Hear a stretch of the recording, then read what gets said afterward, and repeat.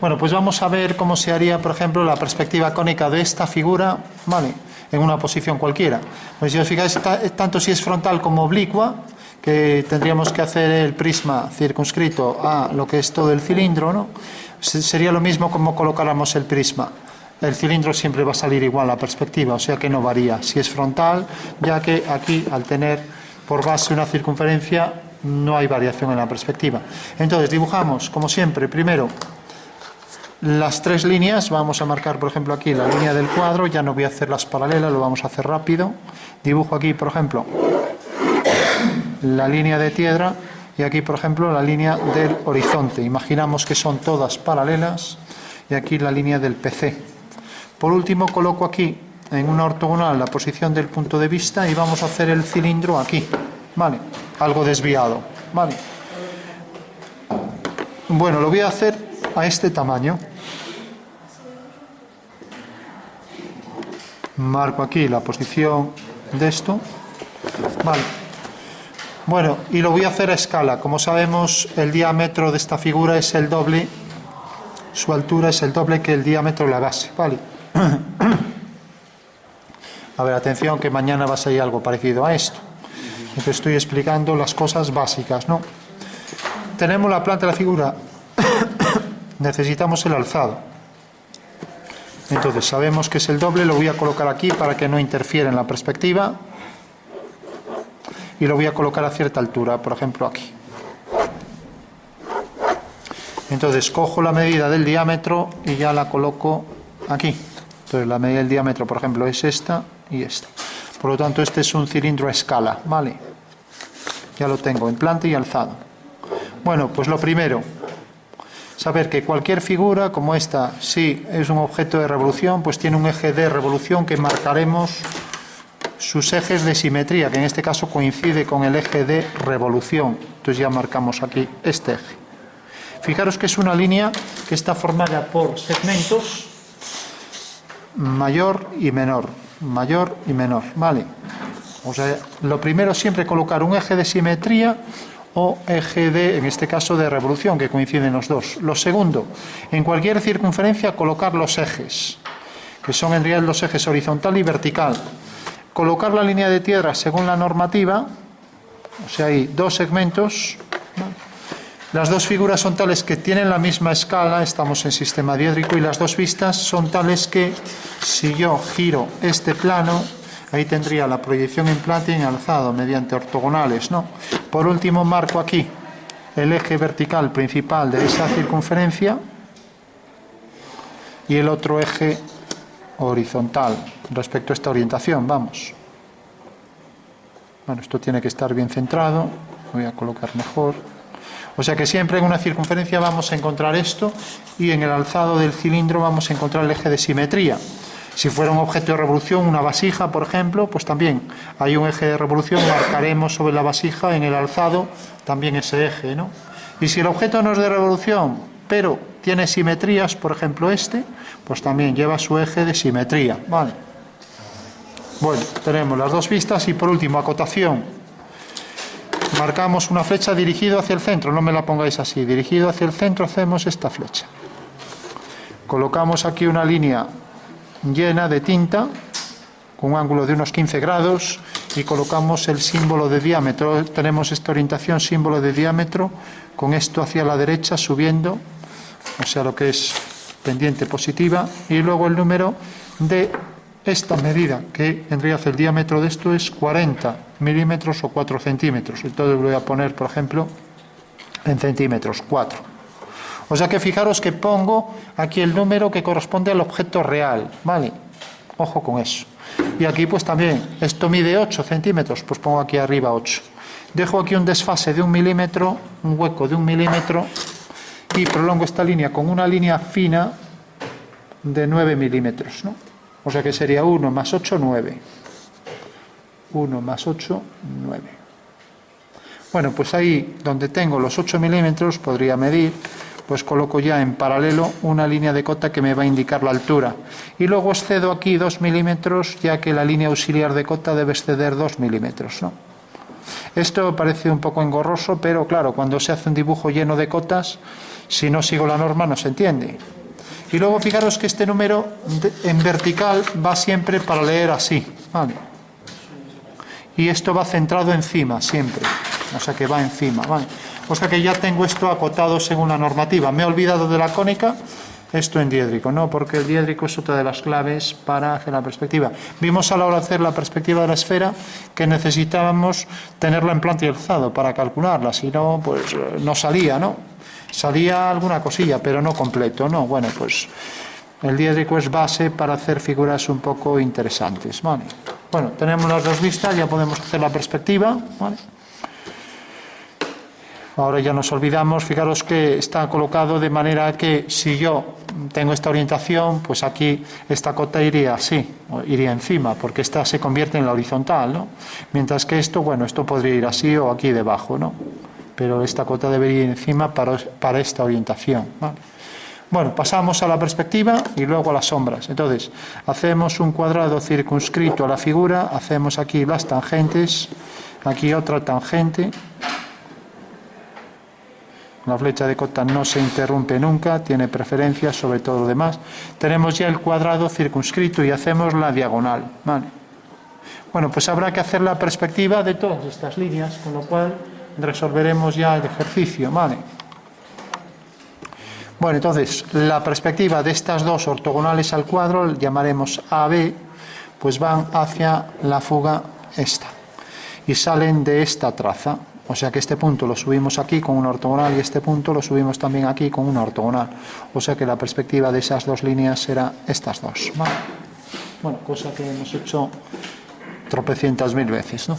Bueno, ahora hacemos la perspectiva de esta línea, será una línea a 45 grados, hacemos una paralela por V, tenemos aquí una escuadra, aquí la fuga de esa línea que llamaré C, es la línea C, y la traza, como sabemos, la subimos aquí, y la fuga, como sabemos, la subimos aquí. Entonces ya trazamos esa línea. Bueno, fijaros que corta en este punto y en este, y por esos dos puntos hago dos líneas horizontales, ¿vale? Ya tenemos el cuadrado, ¿vale? Bueno, si hacemos la otra diagonal, tenemos el centro del cuadrado en la perspectiva, y si hacemos esta línea, tenemos la meridiana que secciona ahí el cuadrado. Con lo cual ya puedo hacer la elipse, puedo hacer por aquí la horizontal, y tengo 4 puntos de la elipse, ¿vale? Bueno, ya tengo el cuadrado base, ahora cojo la altura con el compás, cogería la altura y colocaría a partir de este punto su altura real, ¿vale? Con lo cual va a venir a parar aquí. Hago la vertical y esto debe fugar hacia ese punto. Lo mismo aquí, hago la vertical y también aquí la horizontal y esto debe fugar hacia ese punto. Hacer un cuadrado aquí que se estrecha, pues ya es más complicado, ¿no? Porque incluso la elipse va a salir muy excéntrica. Hacemos aquí las verticales y ya podemos trazar aquí arriba ese cuadrilátero donde se va a inscribir la elipse, ¿vale? Y bueno, ya nos queda muy pequeño. Hago aquí las diagonales y hago la elipse.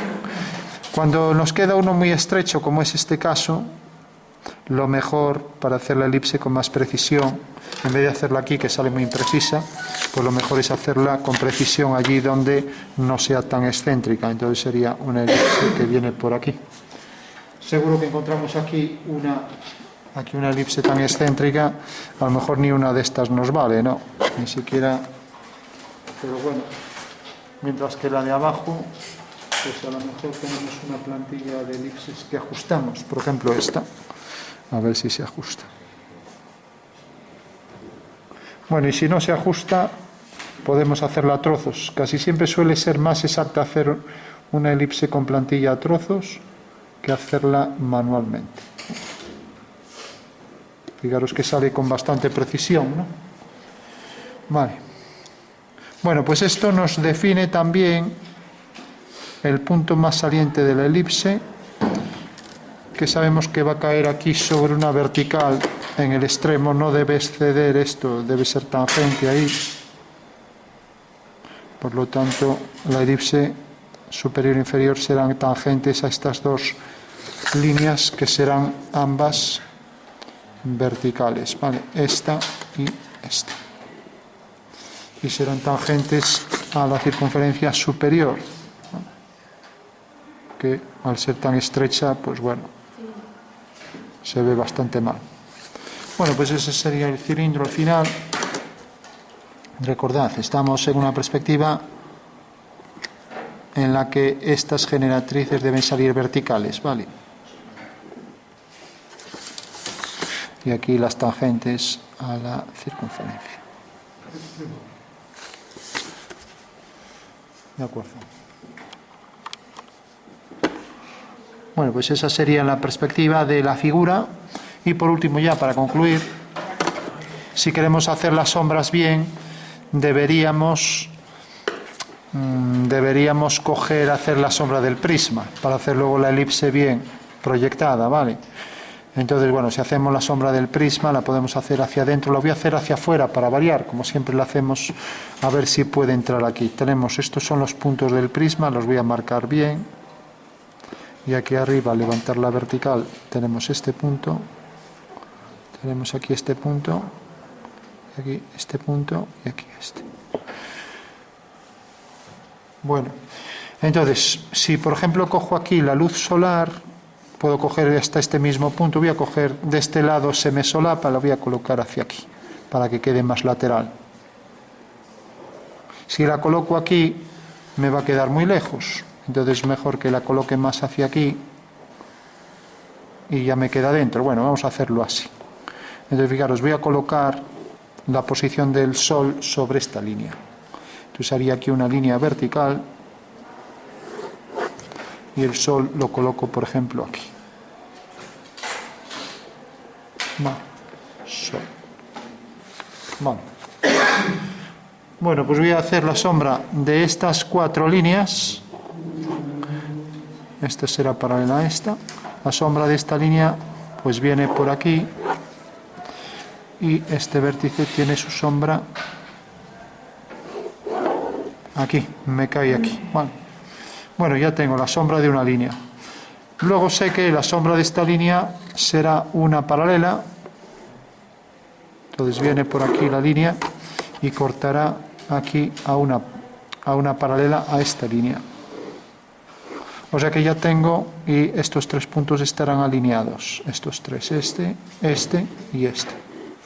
Ya tengo la sombra de este rectángulo, ¿vale? Si hago la sombra de este de atrás, pues ya puedo dibujar la figura al completo. Entonces hago la sombra de la línea de atrás. La línea de atrás viene por aquí. Y tiene este punto aquí en el espacio. Entonces uno el del espacio con el Sol. Y vemos que cae aquí. Vale. Bueno, y fijaros que como esta línea fuga hacia aquí, pues su sombra fugará hacia el mismo punto, si está bien dibujado. ¿Vale? Ya que caerá, esos 3 puntos tienen que caer alineados, o sea que debe caer aquí más exactamente. ¿Vale?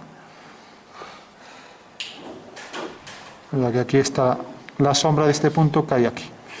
Y la sombra del punto que está ahí caerá en una paralela. Entonces, alineando este punto con este, ya tengo la posición real. Y como es paralela a esta, irá al mismo punto de fuga. Bueno, pues fijaros que ya tengo la cara trasera. Y la sombra, como tiene su proyección, la sombra de las verticales van hacia aquí, entonces uniré este punto con este. Fijaros que la sombra sale desde aquí, viene por aquí, esta es la sombra del punto de atrás, esta es la sombra del punto de adelante, ¿vale? Y aquí tenemos la sombra de esta línea que viene por aquí hasta aquí y luego la sombra de esta que viene por aquí. Vale. Bueno, pues ya lo tenemos al completo. Bueno, por último, como habíamos hecho esta línea de atrás y caía aquí, pues la sombra de este cuadrilátero será esto.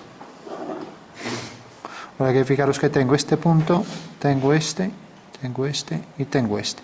O sea que dentro de este cuadrilátero caerá la sombra de esto. Entonces ya hago la elipse, cuyos ejes son estos, ¿no? Hago aquí la horizontal. Es una elipse que pasa por este punto, por este, y esto debe fugar hacia aquí. por este y por este. O sea que la elipse hará algo como esto, así. Vale. Bueno, pues ya la vamos a dibujar. A ver, la plantilla de elipses se parece un poco a esta. Sí, se parece un poquitín. Es algo más pequeña. Bueno, está entre las dos, pero bueno, vamos a hacerlo así.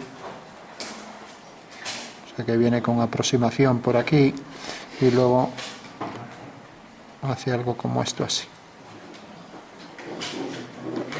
Un poco distorsionado, pero bueno. Fijaros que la sombra de esta elipse es esta. Es ahí tangente y viene por aquí. Aquí le falta un cacho, pero bueno. Y hacemos las tangentes que pasarán por este punto. Ahí tenemos ya la sombra del cilindro y estas dos elipses serán tangentes también por ese punto. Bueno, pues esa sería ya la solución final. Bueno, y en el punto de tangencia marcaríamos esto en sombra. Bueno, pues la sombra sería esto.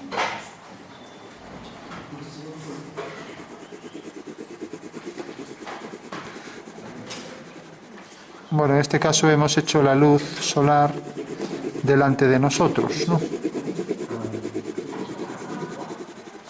Aquí está un poco Roma esta elipse, parece que le falta un poco aquí de fragmento.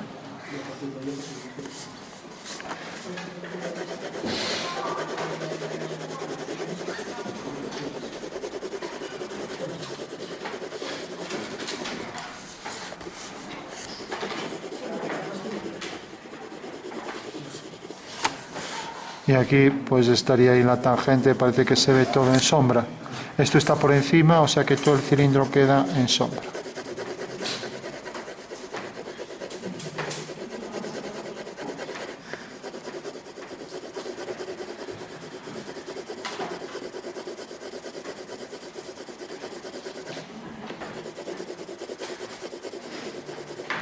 Ya sabéis que si el cilindro es reflectante, no aparecería tanto la sombra como zonas de reflejo, de luz, por ejemplo. Y de alto contraste, ¿no? Cuanto más contraste, más metálica es, ¿no? O sea, más efecto metálico, ya que metálico hueso no es, ¿no? Bueno, pues ese sería el resultado final. Remarcamos aquí esta base de la figura. Y la tangente aquí atrás. Y también la parte superior.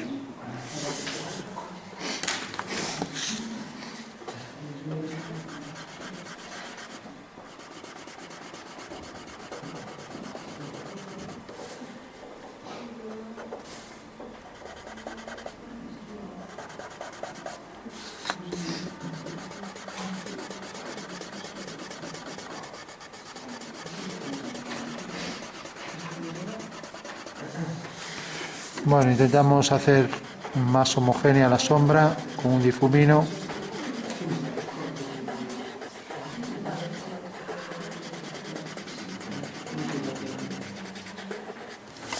Bueno, y ese sería el resultado. Vale, la sombra de...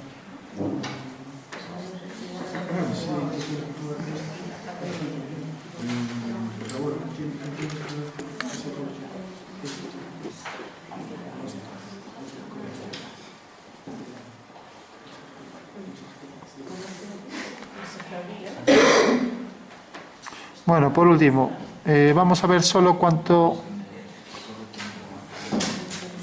cuáles son los rayos, qué ángulo forman los rayos solares con el suelo, por ejemplo, o lo que es lo mismo. ¿Cuál sería el ángulo de cualquiera de estos rayos solares? Vale.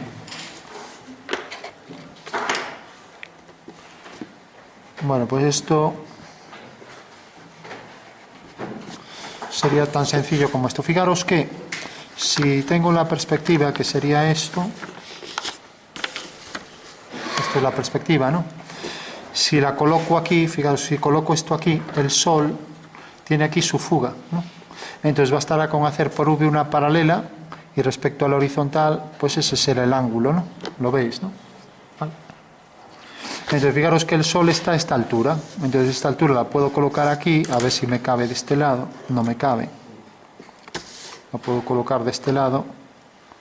Puede que sí, que quepa en una perpendicular. O la puedo colocar aquí. No, perdón, no está ahí, está aquí. A ver, bajo una vertical.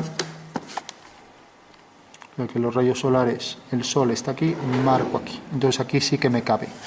Uno este punto con este y lo vamos a ver en 3D. Vamos a hacer la maqueta en un momento. Cojo esta altura y la coloco aquí. Vale. Hago aquí la perpendicular.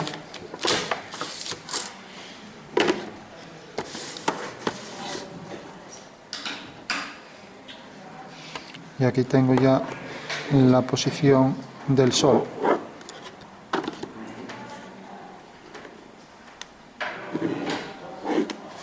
Eso quiere decir que la altitud del Sol es esta, ¿no? Vamos a marcar aquí con 2 arcos.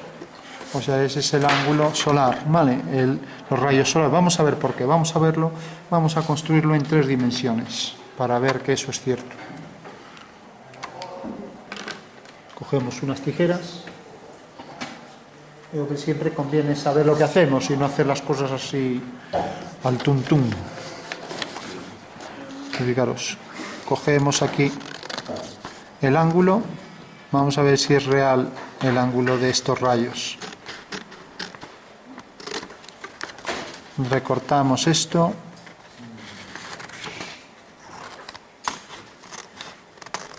Bueno, ya tenemos ahí. Sabemos que los rayos solares siguen esta dirección y siguen realmente pues la dirección de esta fuga, o sea que este es el plano por donde pasan los rayos, ¿no? Y vamos a construir la maqueta en 3D, ¿vale?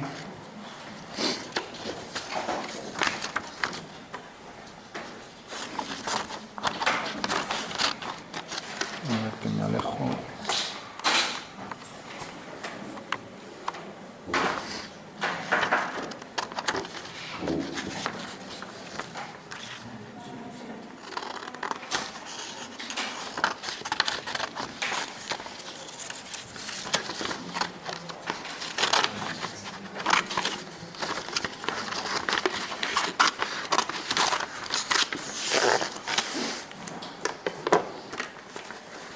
Bueno, fijaros, la perspectiva de la figura está realmente aquí, en 3D. Vale, la veis, ¿no?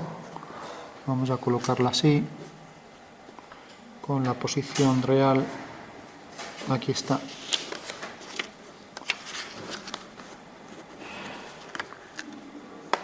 Incluso para que no se me mueva la voy a pegar y así ya no.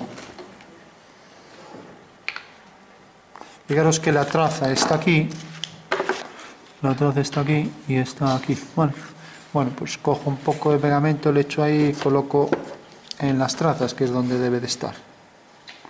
De la traza del cuadrilátero cae aquí y aquí. Vale, o sea que su posición es esta, exactamente. Vale. Bueno, ¿todo el mundo lo ve? Sí.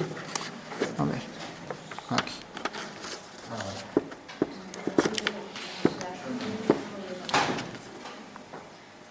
A ver, el cuadrilátero sale de aquí, ahí está. Bueno, pues es esta la posición exacta. Vi que el cuadrilátero quedaba ahí.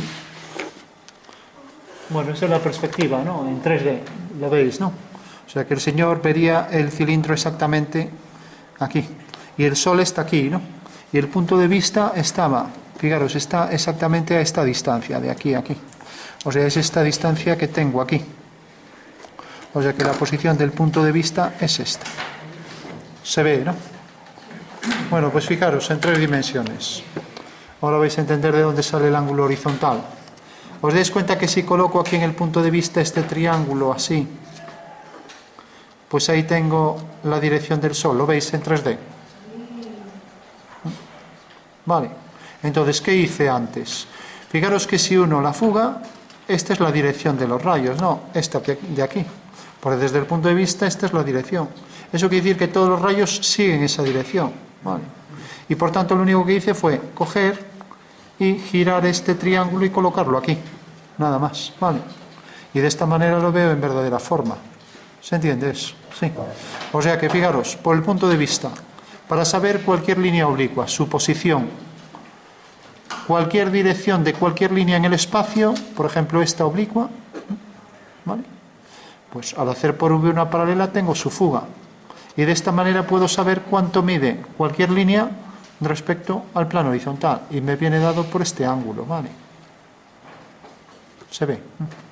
Bueno, pues este es el fundamento espacial de cómo obtener pues, los ángulos que forman los rayos solares con el suelo, por ejemplo. Pero es que podéis calcular cualquier ángulo en el espacio haciendo esto.